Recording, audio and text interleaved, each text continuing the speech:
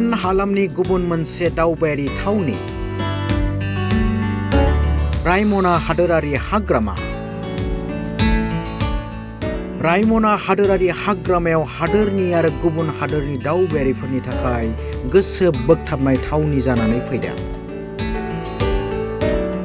दावबायारिनि अनजिमाया बांदों रायमना हादोरारि हाग्रामायाव। 2021 मायथाइनि 5 जुनाव हादोरारि हाग्रामा महरै फोसावजादोंमोन रायमना हादोरारि हाग्रामाया। आथिखालाव मुलुगनि दाब दाब जायगानिफ्राय फैयो दावबायारिनि दोलो।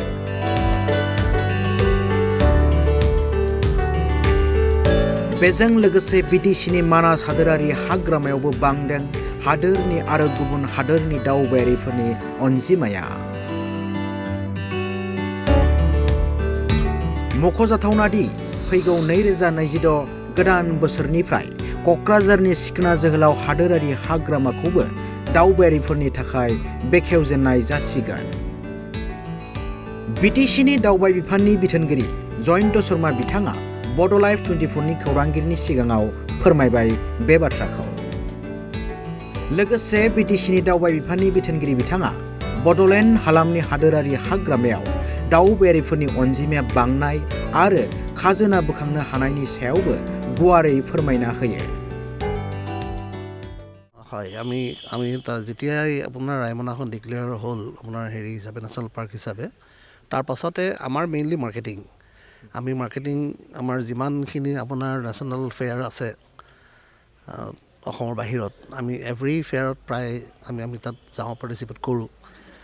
এটা সময়ত আছিলে মানাছ আছিলে, গতিকে মানাছততো অলৰেডি মানাছত এতিয়া মানে আপোনাৰ দেশৰ সকলোৱে জানে মানাছৰ বিষয়ে। কিন্তু ৰায়মনাখন আমি এগ্ৰেছিভলি তাক মানে মাৰ্কেটিং কৰিছোঁ। আৰু মাৰ্কেটিং কৰাৰ পাছতে আপোনাৰ টুৰিষ্টৰ ফ্ল' আৰম্ভ হৈছে। আৰু টুৰিষ্টৰ ফ্ল' আৰম্ভ হোৱাৰ লগে লগে আপোনাৰ আমি তাতে যোৱা বছৰৰ আগৰ বছৰৰ তাত হোমষ্টে দিছিলোঁ 5টা। তাৰ লগে লগে তাৰ যিখিনি লোকেল মানুহ আছে তেওঁলোকে আপোনাৰ টুৰিষ্টৰ ফ্ল' দেখি পেলাই মানে এতিয়া কি হ'ল, তাতে আপোনাৰ যথেষ্টখিনি হোমষ্টে হ'ল, আপোনাৰ মানে নতুন আপোনাৰ এয়া হ'ল ৰিচৰ্ট হ'ল। গতিকে এতিয়া ৰায়মনাত আপোনাৰ যথেষ্টখিনি আহে। ইণ্ডিয়ান টুৰিষ্টেই বুলি নহয়, ফৰেইন টুৰিষ্টো আহে। এইবাৰ আমাৰ যোৱা অক্টোবৰ নৱেম্বৰ মাহত ফৰেইন টুৰিষ্ট প্ৰায় আপোনাৰ 22 জন আহিছে। তাৰ মানে ভিডিঅ' আছে আমাৰ লগত। গতিকে সেয়া। আৰু নেক্সট আমি কি কৰিছোঁ, এতিয়া মানাছৰ যোনটো কুকলুং ৰেঞ্জ, আমি সেইটোৰ ওপৰত অকণ চিন্তা কৰি আছোঁ। মষ্ট প্ৰবেবলি অহা বছৰ আমি সেই ৰেঞ্জটো ডেভেলপ কৰিম। কাৰণ মানাছৰ এতিয়া বাঁছবাৰী আছে, তাৰপিছত আপোনাৰ মানে কি ভূঞাপাৰা আছে, কিন্তু ৱেষ্টাৰ্ণ যোনটো ৰেঞ্জ কুকলুং বুলি কয়, সেইটো আমি ডেভেলপ কৰি আছোঁ এতিয়া। ৰেভিনিউৰ ক্ষেত্ৰত কেনেকৈ পাই আছে বৰ্তমান? ছাপ'জ যোৱা সময়ছোৱাত হয়, যিহেতু পৰিস্থিতি খুবেই বেয়া আছিল, বৰ্তমান কেনেকৈ চলি আছে ৰেভিনিউ? মানে মেইনলি আপোনাৰ মানাছত যোনটো ৰেভিনিউ হয় সেইটো আপোনাৰ ফৰেষ্টে ড্ৰ কৰে। কিন্তু আমাৰ মানে তাত যদি ক'বলৈ যাওঁ, ফৰেষ্ট আৰু টুৰিজিম অলমষ্ট মানে আপোনাৰ এটা পইচা ইপিঠি সিপিঠি টাইপেই। গতিকে যোৱাবাৰ ফৰেষ্টে আপোনাৰ এণ্ট্ৰি ফিজৰ পৰা তেওঁলোকে ৰেভিনিউ ড্ৰ কৰিছে 1,70,00,000 টকা। গতিকে সেইটো আমাৰ কাৰণে ভাল। অকল ফৰেষ্টে এণ্ট্ৰি যদি 1,70,00,000 টকা তাত যদি কৰিছে, তাৰমানে মানাছতে আপোনাৰ অলমষ্ট 100 crore তাত মানে এয়া হৈছে, ট্ৰানজেকশ্যন হৈছে। তাত হোটেল কওক, এয়া কওক, গতিকে সেইটো। ৰায়মনাৰ ৰেভিনিউ কম। যোৱা বছৰ ৰায়মনাত আহিলে প্ৰায় আপোনাৰ 7,500 টুৰিষ্ট। চ' সেনেকৈ তাৰ যিখিনি হোমষ্টে আছে তেওঁলোকে আৰ্ণ কৰিছে ৰেভিনিউটো। যিহেতু আমাৰ যিহেতু নিজৰ আপোনাৰ লজ নাই তাতে। চ' সেয়া আমাৰ মেইনলি হ'ল কি যে টুৰিজিমৰ পৰা কমিউনিটি ডেভেলপ হ'ব লাগে দেই, কমিউনিটিটো ছাষ্টেইন কৰিব লাগে। সেইটো আমাৰ হ'ল মেইন ৰোল। এতিয়া ডেভেলপমেণ্ট বুলি ক'বলৈ হ'লে আমাৰ এতিয়া মানাছত আমাৰ মানে ৰিচৰ্ট এটা হ'ল, প্ৰায় আপোনাৰ এয়া হৈ গ'ল, কমপ্লিট হ'ল। গতিকে অহা বছৰৰ পৰা তাক আমি ষ্টাৰ্ট কৰিম। প্লাছ আপোনাৰ বগামাটি টংচিত এটা আমাৰ আছে ৰিচৰ্ট, সেইটো এতিয়া আপোনাৰ মানে চলি আছে। সেয়া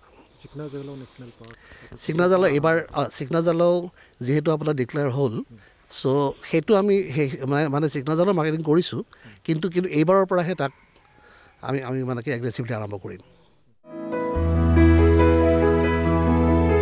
बै समाव हाग्रा बंग्रा अरनबारिजों साग्लोबनाय भारत भुटान सिमानि गसाइगाव रायमना ओनसोलाव आथिखालाव मुलुगनि दाब दाब जायगानिफ्राय दावबायारिफोरनि आगान गोग्लैयो।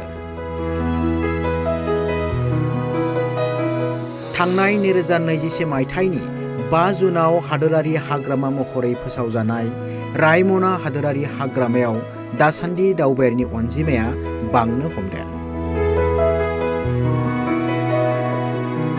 फारसेथिं आमेरिकानिफ्राय गिबि खेब फैनाय गुबुनारि दावबायारिया रायमना हादोरारि हाग्रामायाव गोबां रोखोमनि मि-जुनार नुनायजों लोगोसे गावनि मोन्दांथिखौ जोबोद गोजोननाय फोरमायदों। So my name is Hans Utter. I'm from the United States of America, from Ohio, and this is my first time here in Raimona National Forest. It's been a really amazing experience. There's so many different varieties of wildlife, so many types of birds. We got to see the rare golden monkey as well as the amazing border between Assam and Bhutan.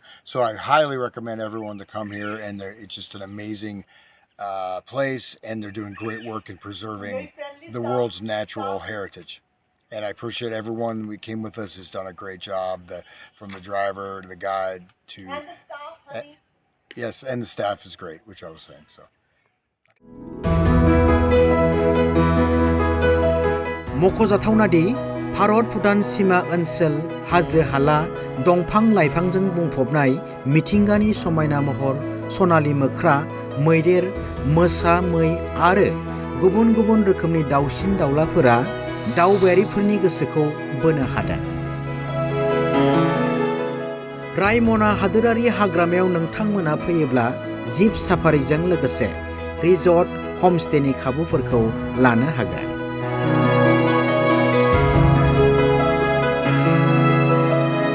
दासिमाव रायमना जंगल retreat पिनजेलिन Vladimir हमस्टेफोराव गोबां गुबुन हादोरनि दावबायारिफोरा थाफैनानै गोजोननाय फोरमायदों।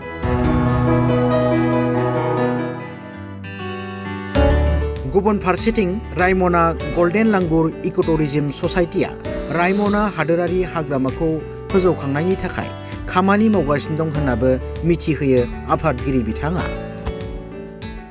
गिबियावनो बोसोर गोदाननि अननाय खुलुमनाय गोजोननाय बयनिबो सिम जोङो जासिग्रोनाय जाबाय। दिनै जों रायमना गल्डेन लांगुर इकोटुरिज्म ससाइटि जे ससाइटिया रायमना नेशनेल पार्क जानायनि उनावनो बेखौहाय दाफुंनाय जादोंमोन।